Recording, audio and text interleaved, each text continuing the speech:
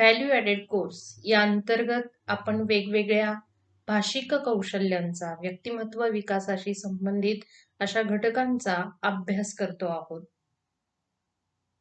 उच्च शिक्षण पूर्ण करून विविध क्षेत्रांमध्ये आपल्याला करिअर करायचं असतं आणि यासाठी काही कौशल्य ही आपण आत्मसात करत असतो. विशेषतः भाषिक कौशल्यांचा विचार आपण या ठिकाणी गांभीर्याने करायला हवा. आपल्याला ठाऊक आहे की भाषा ही आपल्या अभिव्यक्तीचं सर्वात महत्वाचं असं माध्यम आहे. श्रवण, वाचन, लेखन, संभाषण ही मूलभूत भाषिक कौशल्य आपल्याला माहिती आहेतच. परंतु करिअरच्या दिशेने वाटचाल करत असताना या सर्व कौशल्यांचं उपयोजन आपण कुठे आणि कसं करायला हवं याचं तारतम्य अचूकपणे आपण जपायला हवं.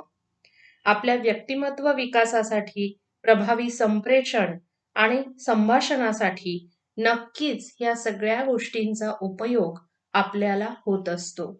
आणि म्हणूनच या ठिकाणी आज आपण मराठी भाषिक लेखनात म्हणजे मराठीमध्ये असणारं लेखन कौशल्य असेल किंवा लेखनाबरोबरच संभाषण, संवाद यामध्ये सुद्धा अचूकता कशी आणता येईल, यासाठी कोणत्या गोष्टींची दखल आपण घ्यायला हवी, हे आज आपण या ठिकाणी पाहणार आहोत.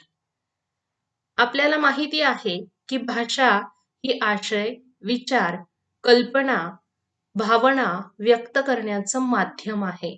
भाषेच्या माध्यमातून आपले विचार, आपल्याला हवा असलेला आशय आपण इतरांसमोर लिखित स्वरूपात, मौखिक स्वरूपात मांडत असतो.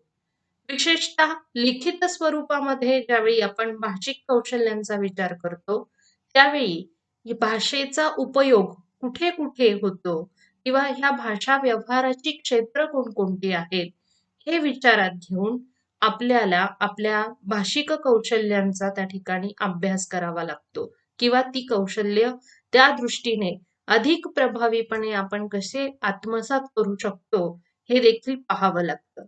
तर भाषा व्यवहाराची ही क्षेत्र कोणकोणती की जिथे भाषेचा प्रभावी उपयोग आपण जर करू शकलो तर आपल्याला आपल्या वाटचालीमध्ये यश हे सहजतेने मिळू शकतं. आणि म्हणून अशा काही मूलभूत व्यवहार क्षेत्रांचा विचार या ठिकाणी आपण करूयात. आपल्याला माहिती आहे की भाषा कुठलीही असो, ती भाषा इंग्रजी असो, मराठी वा अन्य कुठली भारतीय भाषा असू देत, या प्रत्येक भाषेत वेगवेगळ्या क्षेत्रात काही व्यवहार होत असतो. याचा अर्थ देवाणघेवाण ही होत असते. त्यातलं महत्वाचं क्षेत्र आहे शिक्षण क्षेत्र. शिक्षणाचं माध्यम, तुम्ही निवडलेली भाषा ही कुठली आहे यावर अवलंबून असतं आणि या माध्यमातूनच खऱ्या अर्थाने तुम्हाला आकलन, अभिव्यक्ती म्हणजे एखादा घटक समजून घेणं, तो पुन्हा आपल्या शब्दात मांडणं, व्यक्त करणं, या सगळ्या गोष्टींना महत्त्व द्यावं लागतं. परीक्षा असतील, वेगवेगळ्या मूल्यमापनाच्या पद्धती असतील, इथे सुद्धा भाषेशिवाय पर्याय नाही. म्हणजे अगदी तुम्ही एखाद्या लेखी स्वरूपाची प्रश्नपत्रिका सोडवत असाल किंवा वेगवेगळ्या विषयांवर तुम्ही जे काही प्रोजेक्ट करत असाल, प्रेझेंटेशन्स करत असाल, त्या ठिकाणी भाषेचा वापर हा अनिवार्य आहे, तो आपल्याला करावाच लागतो. दुसरं क्षेत्र आहे प्रशासन. आपल्याला माहिती आहे की वेगवेगळ्या कार्यालयीन कामकाजामध्ये देखील भाषा हा महत्वाचा घटक आहे. अगदी तुम्ही एखाद्या प्रशासकीय कार्यालयात गेल्यानंतर त्या ठिकाणी अर्ज करण्यापासून तर वेगवेगळ्या प्रकारचे रिपोर्ट्स म्हणजेच अहवाल लेखन असेल किंवा इतर वेगवेगळे जे काही फॉर्मॅट आहेत कार्यालयीन कामकाजाचे, या ठिकाणी भाषेचा प्रभावी वापर जर करता आला तरच त्या ठिकाणी जो आशय मांडायचा आहे तो कमी शब्दात आणि अतिशय प्रभावीपणे मांडता येतो. कायद्याचं क्षेत्र असेल, इथे सुद्धा भाषेचा उपयोग हा अनिवार्य आहे. वेगवेगळ्या प्रकारचे व्यवसाय, लहान उद्योग असू देत किंवा मोठे व्यवसाय असू देत, या प्रत्येक ठिकाणी भाषेचा उपयोग हा होत असतो. मग त्या ठिकाणी त्या व्यवसायामध्ये सहभागी असणाऱ्या सगळ्या घटकांशी जी काही देवाणघेवाण होते, वैचारिक असेल किंवा अन्य स्वरूपाची, त्यामध्ये भाषा हे माध्यम प्रभावी ठरत असतं. व्यापाराच्या क्षेत्रात सुद्धा भाषेच्या माध्यमातूनच त्या ठिकाणी व्यापार हा होत असतो आणि विशेषतः साहित्य किंवा शास्त्रीय स्वरूपाचं जे काही लेखन आहे किंवा वेगवेगळ्या साहित्य कृतींचा, वेगवेगळ्या पुस्तकांचं वाचन करताना किंवा त्याचा आस्वाद घेताना सुद्धा भाषा या घटकाला प्राधान्य द्यावं लागतं. थोडक्यात काय, तर भाषा व्यवहाराची ही सगळी क्षेत्र आहेत आणि या क्षेत्रांमधून होणारा भाषिक व्यवहार हा कसा होतो किंवा कोणत्या क्षेत्रात प्रभावीपणे आपण भाषेचा उपयोग करायला हवा, हे देखील महत्वाचं आहे.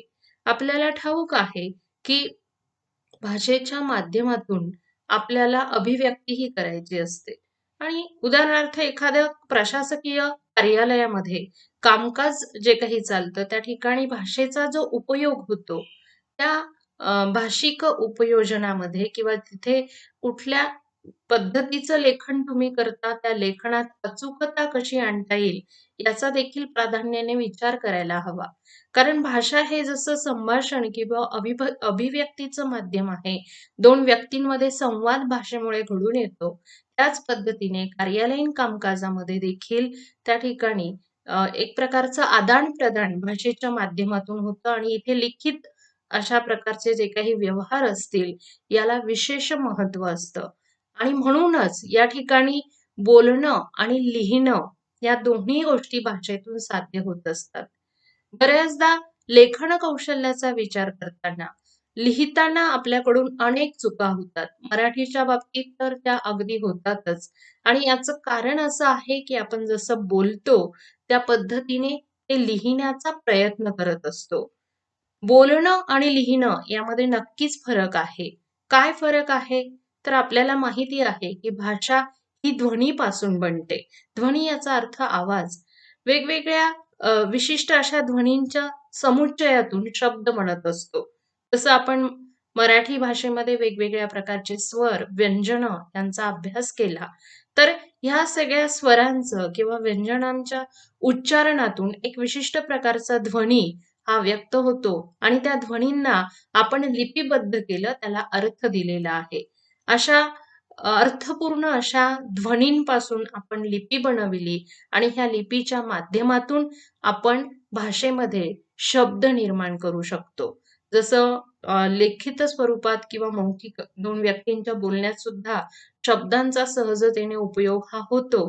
तर तेव्हा ह्या ध्वनींना विशिष्ट अर्थ प्राप्त होतो आणि त्यानंतर शब्द बनत असतो. उदाहरणार्थ विचार हा शब्द आहे. आता हा जो शब्द आहे यामध्ये व, ई, च, आ, र या 5 ध्वनींच्या समुच्चयातून विचार हा शब्द बनलेला आहे. त्याला एक विशिष्ट अर्थ प्राप्त झालेला आहे.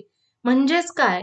तर भाषा ही ध्वनीपासून बनते आणि विशिष्ट अशा ध्वनींच्या समुच्चयातून अर्थपूर्ण शब्द बनत असतात.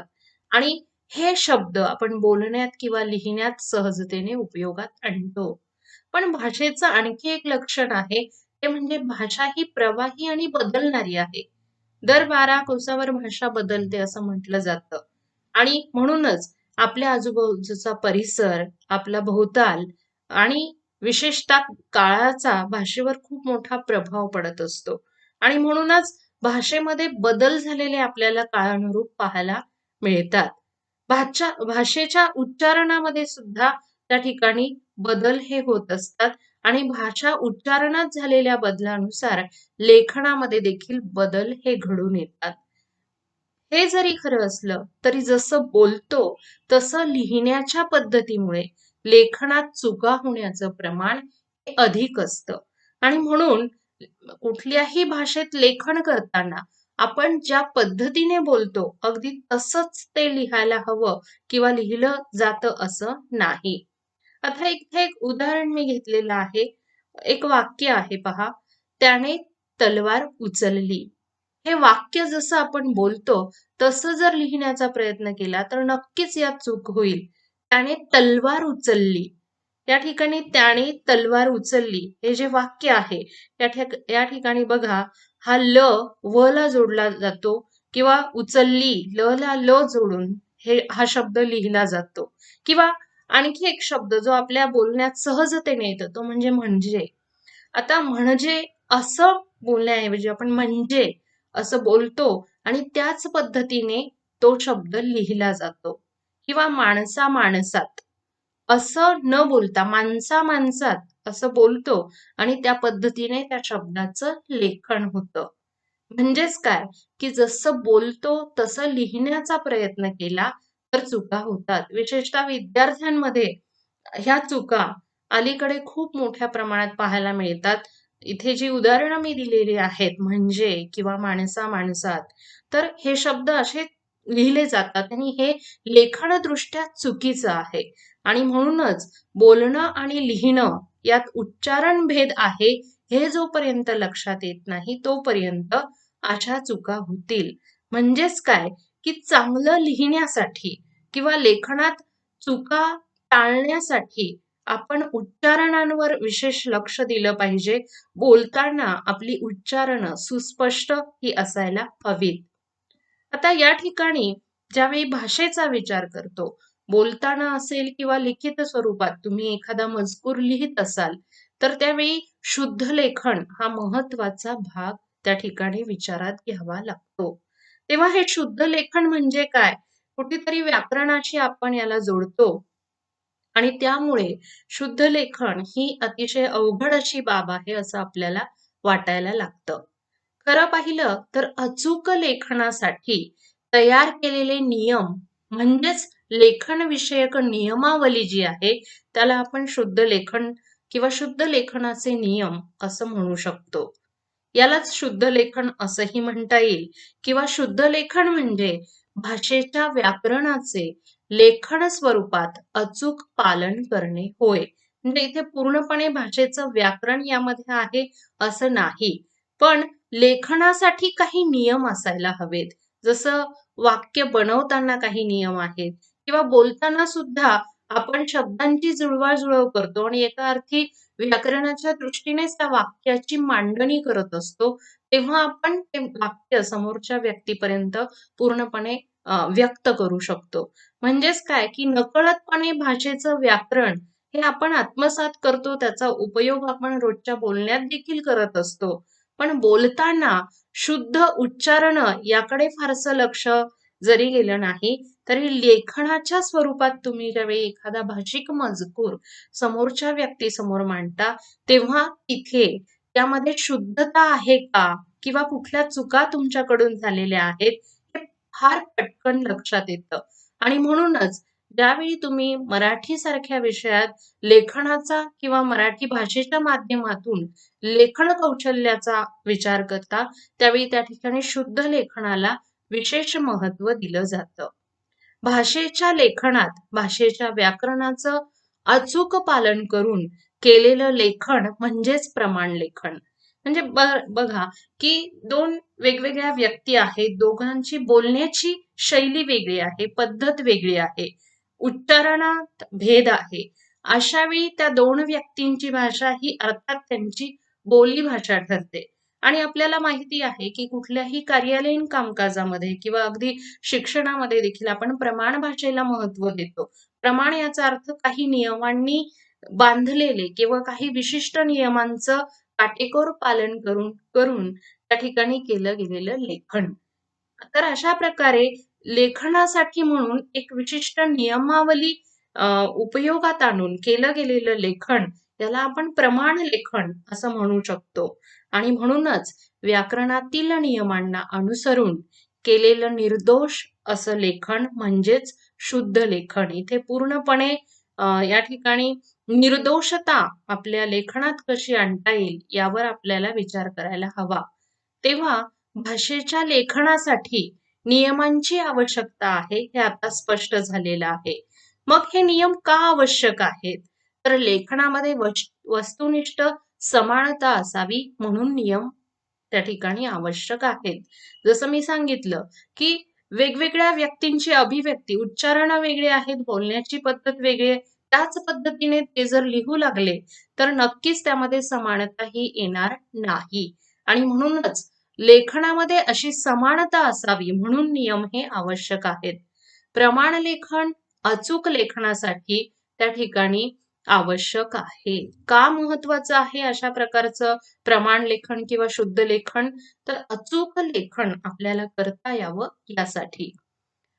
लेखन नियमांमुळे भाषेला अर्थपूर्णता आणि सौंदर्य प्राप्त होत असतं आणि म्हणूनच लेखनाचे हे नियम आपण काटेकोरपणे पाळले पाहिजेत.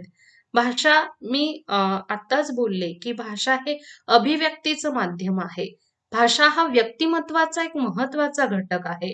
त्याला तुम्ही तुमच्या व्यक्तिमत्वापासून वेगळं करू शकत नाही. तुम्ही कसं बोलता, तुमची देहबोली कशी आहे, तुमचे हावभाव कसे आहेत, तुमची उच्चारणं कशी आहेत किंवा त्या ठिकाणी तुमच्याकडे असणारं शब्द सौंदर्य काय आहे, शब्दांच्या छटा किती आणि कशा पद्धतीने तुम्ही शब्दांचा अचूकपणे उपयोग तुमच्या बोलण्यात किंवा लेखनात करता, यावरून तुमच्या भाषेचं सौंदर्य, तिची सुंदरता ही ठरत असते आणि भाषेला अर्थपूर्णता देखील त्यामुळेच येते आणि म्हणूनच विशिष्ट नियमांमुळेच भाषा अर्थपूर्ण बनते, हे देखील आपल्याला ठाऊक आहे. आणि यासाठी या लेखन नियमांचा आपल्याला मागोवा घ्यायचा आहे. आता हे लेखन नियम किंवा लेखन विषयक नियम म्हणजे कुठले नियम?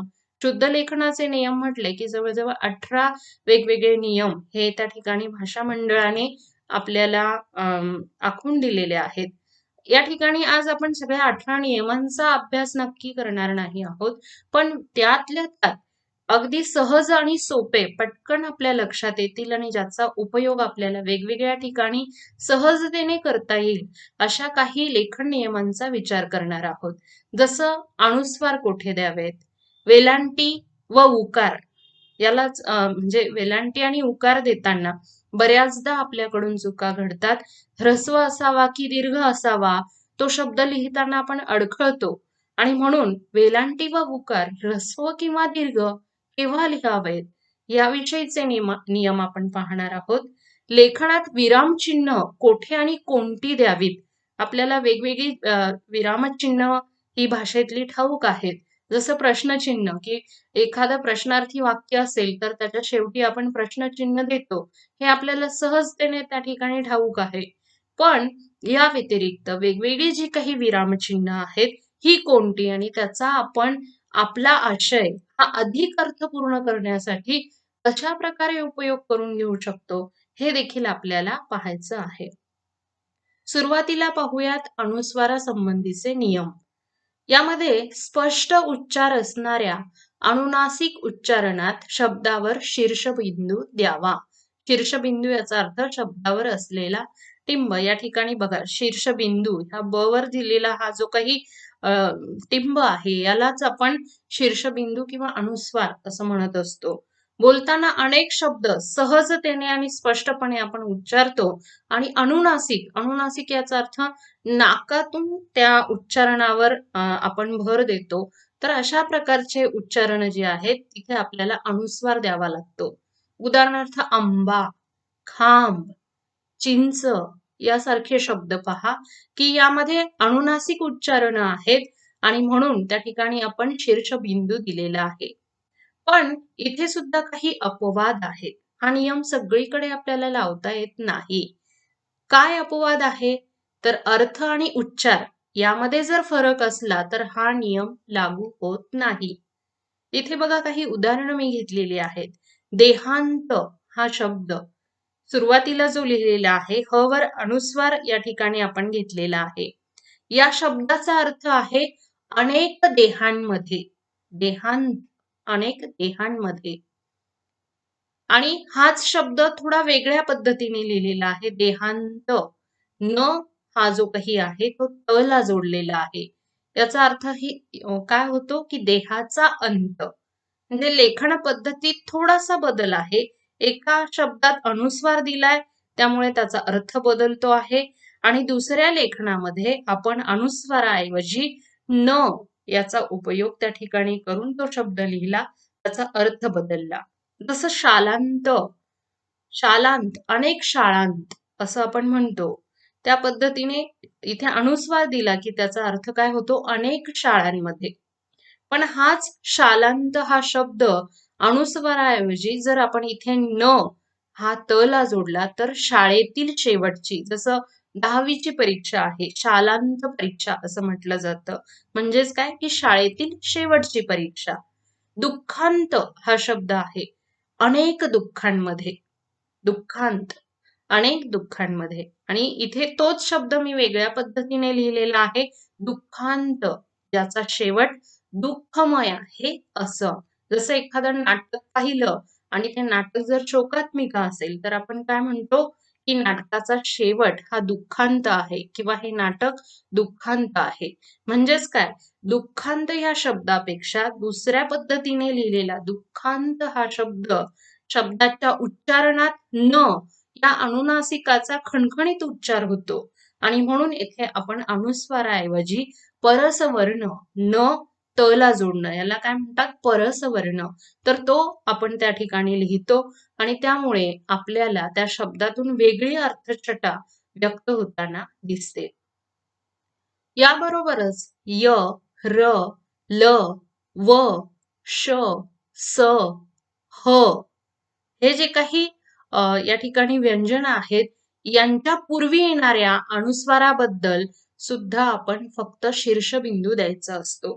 जसं बघा, या ठिकाणी हे काही उदाहरणं मी घेतली आहेत. संयम हा शब्द उच्चारताना संयम, य यावर विशेष त्या ठिकाणी जोर हा दिला जातो.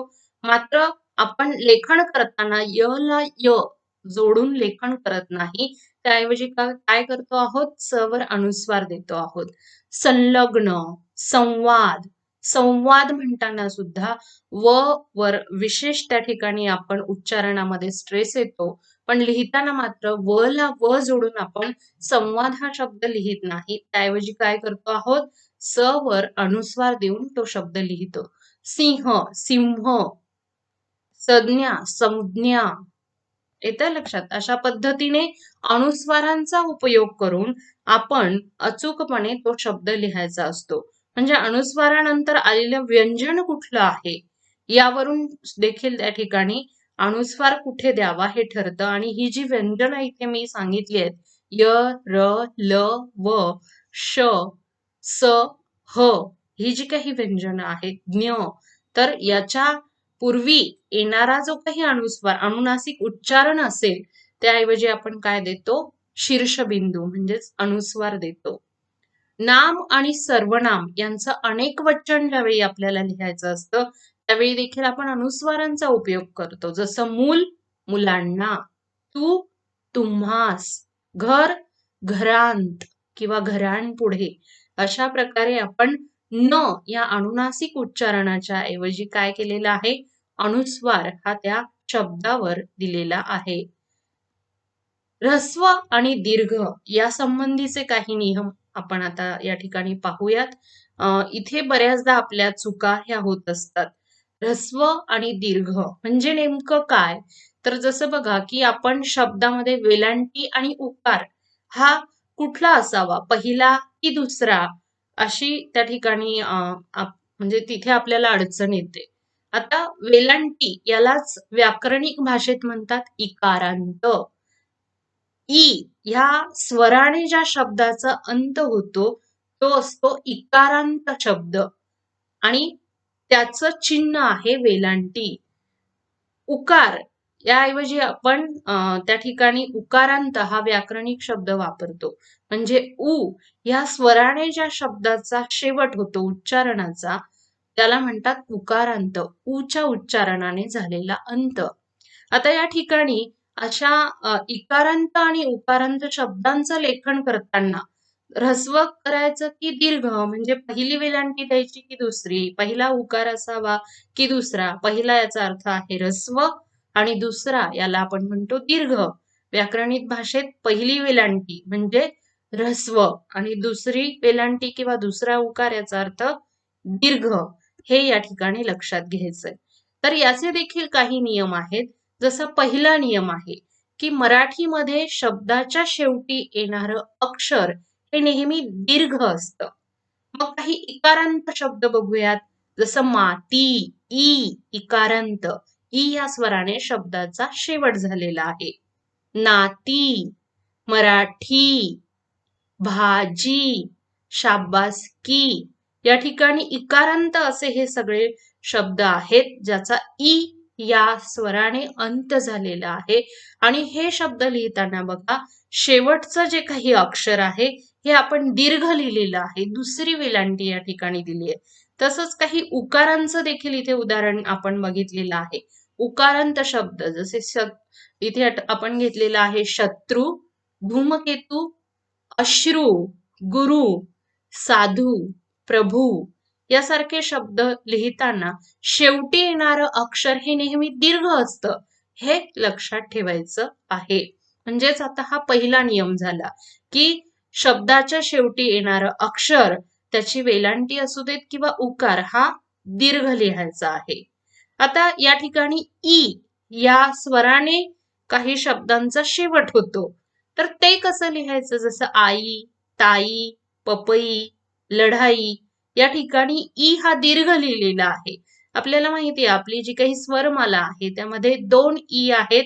इथे हा जो ई तुम्हाला दिसतो आहे हा आहे दीर्घ ई आणि त्या पद्धतीने आपण त्याचं लेखन केलेलं आहे.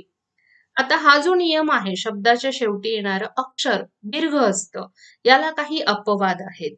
हे शब्द बघा या ठिकाणी आणि, किंतु, परंतु, तथापि, कदापि, किमपि, यथाशक्ती हे सगळे शब्द जे आहेत हे संस्कृतातून मराठीत आलेले शब्द आहेत. विशेषतः हे शब्द आपण केव्हा वापरतो? 2 वाक्य किंवा 2 संदर्भ जेव्हा आपल्याला जोडायचे असतात तेव्हा. आणि म्हणूनच याला आपण अव्यय असं म्हणतो.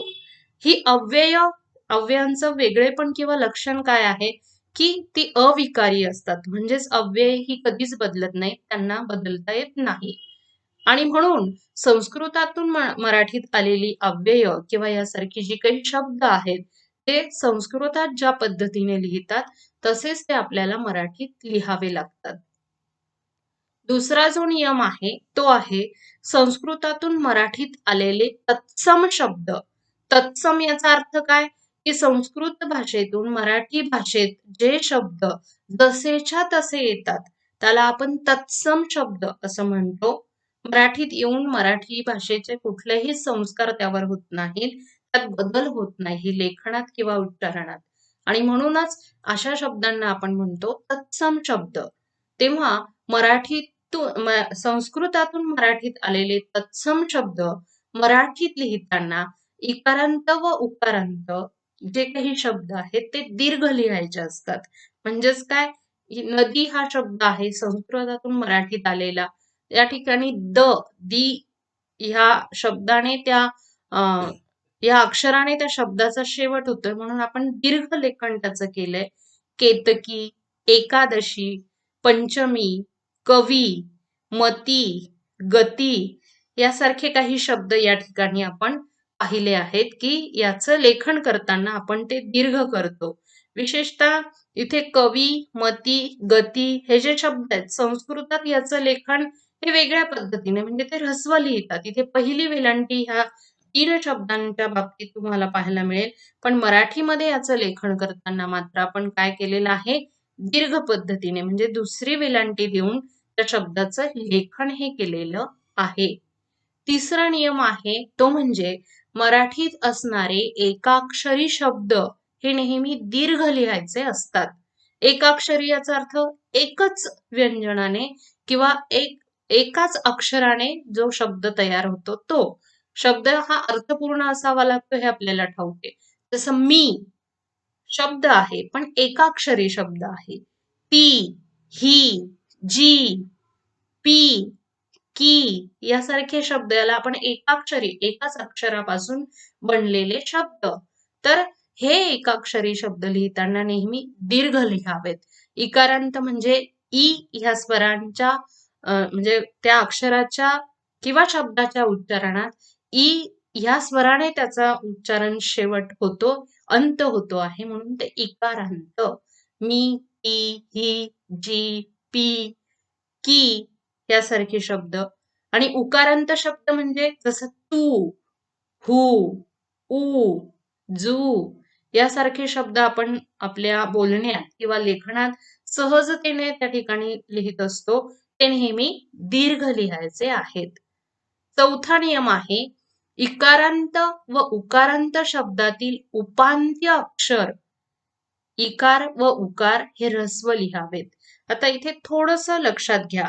इकारांत आणि उकारांत शब्दातील उपांत्य अक्षर म्हणजे उपांत्याचा अर्थ काय की शेवटच्या अक्षरापूर्वी किंवा अंत्य शेवटचं जे काही अक्षर आहे त्या आधी येणारं अक्षर याला आपण म्हणतो उपांत्य अक्षर. मग हे लिहिताना नेहमी आपल्याला कसं लिहायचंय ऱ्हस्व लिहायचंय म्हणजेच पहिली वेलांटी किंवा पहिला उकार. जसं गरीब हा शब्द लिहिताना गरीब लिहिताना आपण र ला दुसरी वेलांटी देतो पण गरीबी ई हा इकारांत शेवट झाला म्हणून आपण र ला पहिली वेलांटी दिलेली आहे. माहिती हुतुतू सुरू यासारखे शब्द बघा इथे इकारांत म्हणजेच वेलांटी असलेले आणि उकारांत म्हणजे उकार असलेले हे दोनही प्रकारची उदाहरणं या ठिकाणी मी घेतली की अंत्य अक्षराच्या आधी येणारं अक्षर म्हणजे हे मधलं अक्षर हे आपण कसं लिहिलेलं आहे ऱ्हस्व म्हणजेच पहिला उकार किंवा पहिली वेलांटी. पुढचा नियम आहे शब्दाच्या शेवटी अ या स्वराशिवाय आ ए ओ यासारखे स्वर आले तर मागील म्हणजेच उपांत्य अक्षरात वेलांटी किंवा उकार द्यायचा असेल तर तो नेहमी ऱ्हस्व लिहावा. म्हणजेच काय जसं बघा प्रत्येक शब्द जो आहे त्याचं उच्चारण करताना शब्दाच्या शेवटी वेगवेगळ्या स्वर येतात. जसं खिळा आ हा त्या ठिकाणी स्वर आलेला आहे. काळीमा महिना हडकुळा आ हे स्वर ह्या शब्दांच्या शेवटी येतात.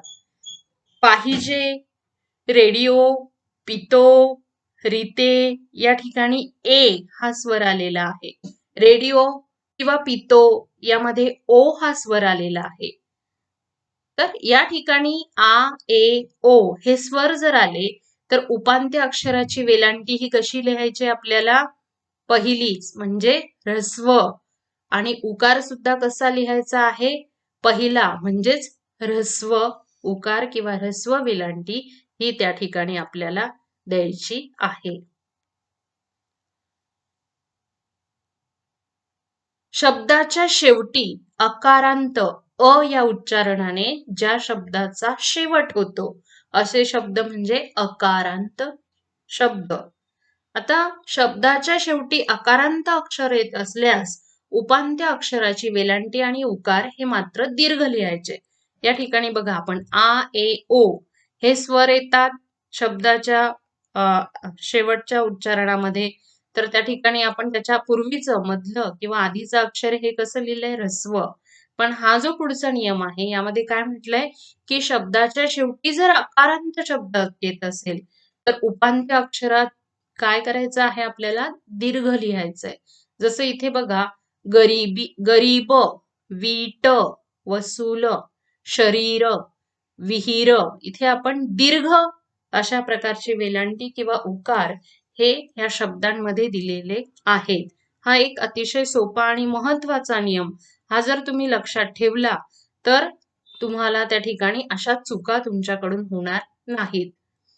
याला काही अपवाद आहे. काय अपवाद आहे तर संस्कृत मधून मराठीत आलेले तत्सम शब्द जसेच्या तसे ज्यावेळी आपण लिहितो तेव्हा मात्र हा नियम किंवा हे नियम त्या ठिकाणी लागू पडत नाहीत.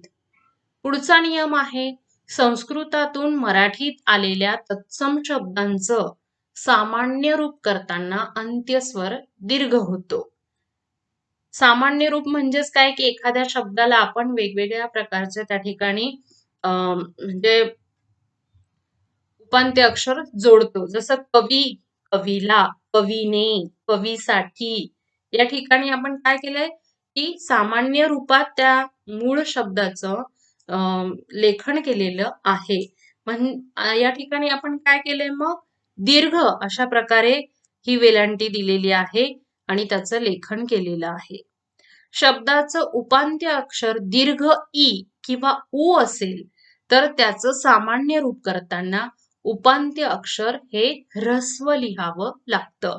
जसं सून दीर्घ उकार आहे पण याचं सामान्य रूप भाषेत त्याचा उपयोग करताना आपण त्याला काही प्रत्यय लावतो. सून, सुनेला, सुनेचे असं लिहिताना त्या स ला मात्र आपण पहिला उकार दिलाय. ऱ्हस्व लेखन त्याचं केलेलं आहे. चूल, चुली पुढे, बहीण, बहिणीचा किंवा बहिणीच्या अशा पद्धतीने शेवटी तुम्ही प्रत्यय लावलं की त्या शब्दाचं सामान्य रूप तयार होतं. आणि असं सामान्य रूप ज्या शब्दामध्ये ई किंवा उ हे दीर्घ आहे उच्चारणाच्या शेवटी, तर ते कसे लिहायचे आपल्याला? ऱ्हस्व लिहायचे. हे बघा इथे दीर्घ उकार आहे लेखन करताना केव्हा, तेव्हा त्याचं सामान्य रूप प्रत्यय लावून भाषेत त्याचा उपयोग करतो आहोत, तेव्हा मी तिथे ऱ्हस्व उकार किंवा पहिला उकार हा दिलेला आहे.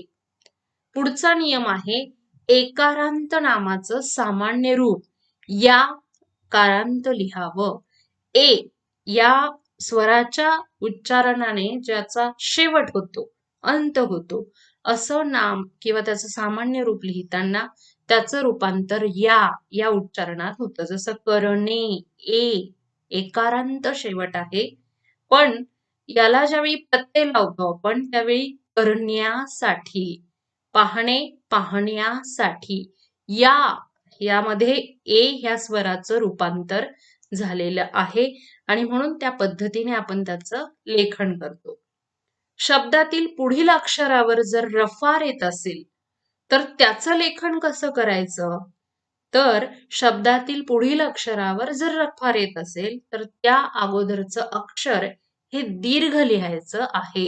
रफार याचा अर्थ आपल्याला ठाऊक आहे की वरती आपण त्या ठिकाणी रच्या उच्चारणाच्या ऐवजी हा रफार दिलेला आहे. जसं सूर्य, दीर्घ, पूर्व, पूर्ण, आशीर्वाद, पूर्णविराम, तीर्थक्षेत्र, तीर्थरूप, हे सगळे शब्द पहा यामध्ये रफार आलेले आहेत. ज्या ज्या शब्दांवर य वर रफार आलेला आहे त्याचा अगोदरचा अक्षर स आहे ते आपण कसं लिहिलंय? दीर्घ, दीर्घ उकार दिलेला आहे. घ वर रफार आलेला आहे, द ला आपण जो काही वेलांटी दिली ती कुठली दिलेली आहे? दीर्घ दिलेली आहे. किंवा आशीर्वाद हा शब्द बऱ्याचदा लिहिताना चुका होतात. या ठिकाणी बघा श ला आपण दीर्घ वेलांटी दिलेली आहे. का? तर व वर रफार आला, व च्या आधी श येतो आहे आणि म्हणून आपण काय केलेलं आहे? दीर्घ अशा प्रकारची वेलांटी त्या ठिकाणी दिलेली आहे.